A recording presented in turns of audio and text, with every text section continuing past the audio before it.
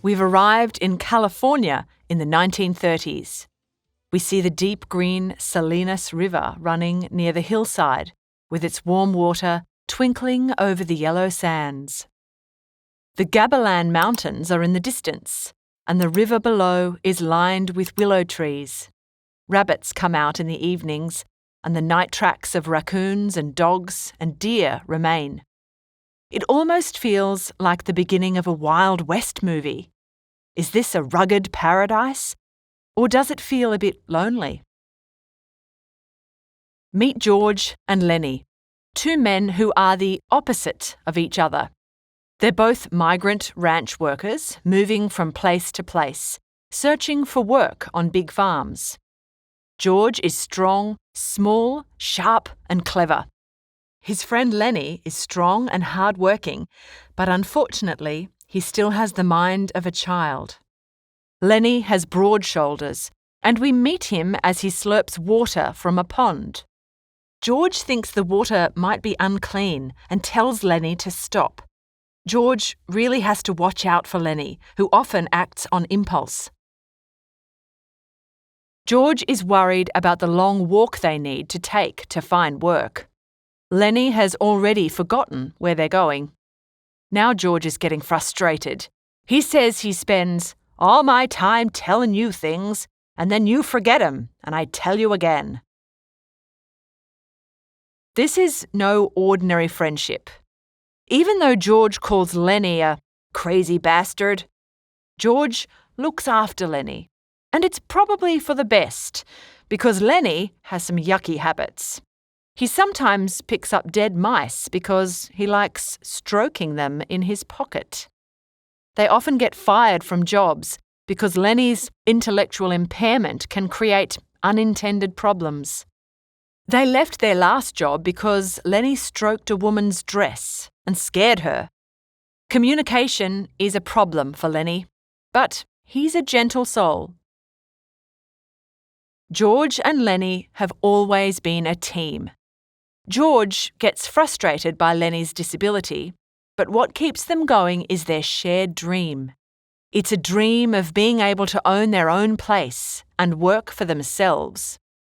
They plan to live off the fat of the land on a farm, to be able to provide for themselves. They'll be self-sufficient and able to enjoy the fruits of their labour. Lenny dreams about taking care of rabbits on the farm. They fall asleep under the stars to the sound of a coyote dreaming their dream. Surely this is an achievable goal. But not so fast. There are obstacles. No one will employ Lenny if they know he has a disability, even though he's a big man who works hard. Lenny's best bet is to stay silent and let George do all the talking. It doesn't sound very fair, does it? George and Lenny arrive at the bunkhouse of a ranch the next day. This ranch will be their new worksite. They meet Candy, the swamper. He's an older man whose job it is to clean the bunks. Candy shows them their beds and says the boss was sore as hell that they hadn't arrived as early as expected. The boss even gave the stable buck hell because they hadn't showed up. We begin to realise that this is a harsh place. The man who works in the stable, Crooks, has a crooked back. What a nasty nickname for someone with a physical disability.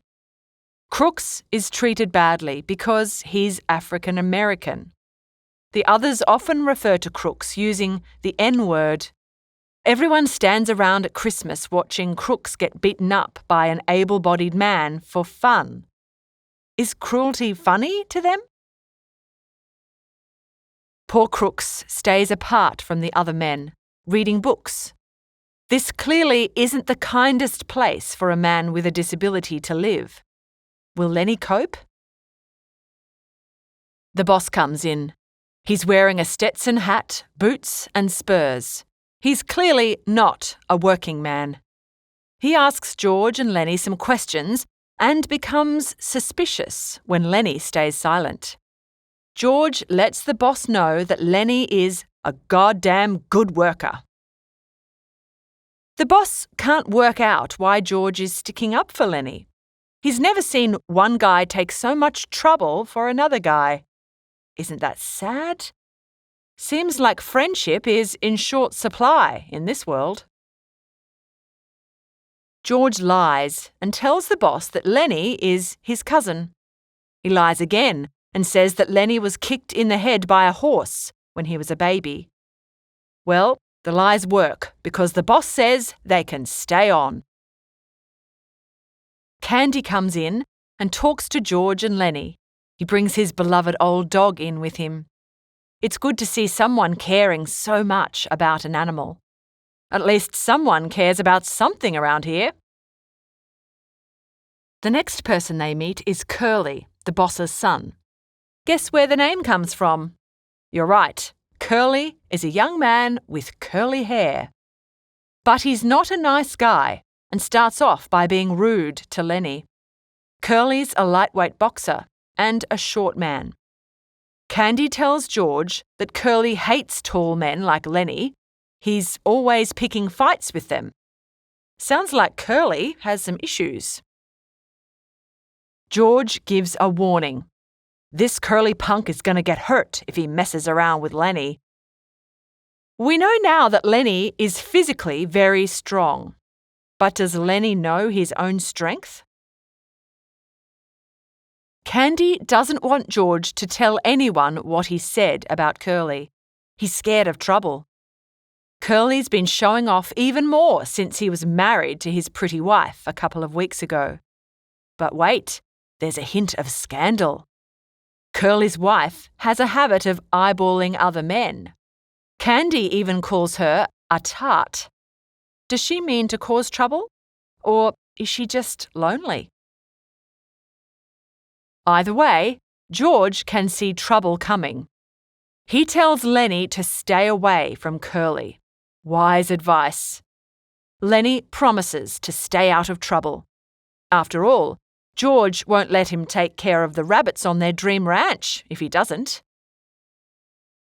Suddenly, someone else enters the room. Wowee!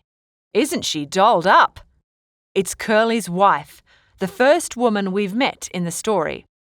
But we don't even get to know her name. This ranch really is a man's world, isn't it? She's looking for Curly. Lenny is fascinated by the sight of her. Curly's wife smiles at him and says, "Nobody can't blame a person for looking." She clearly enjoys the attention.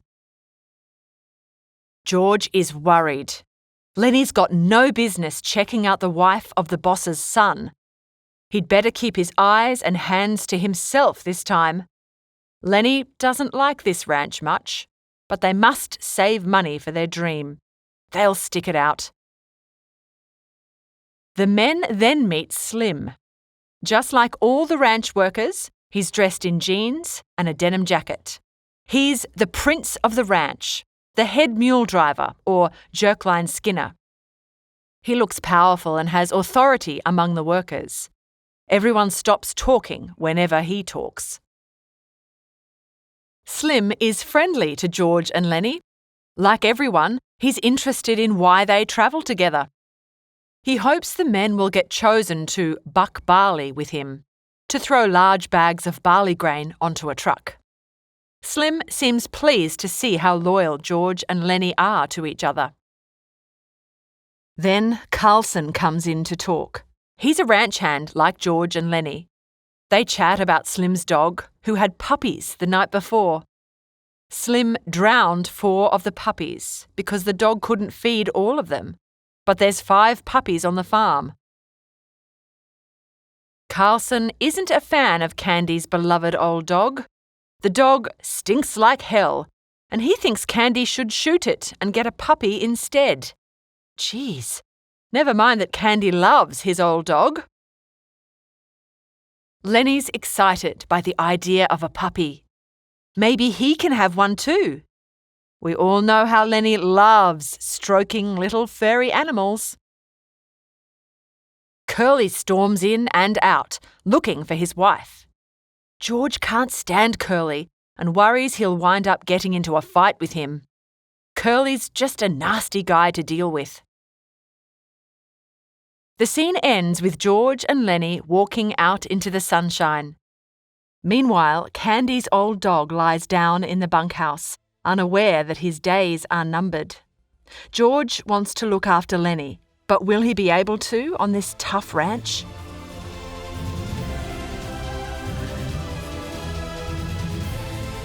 We hope you enjoyed this Schooling Online production. For more easy lessons, check out our other videos.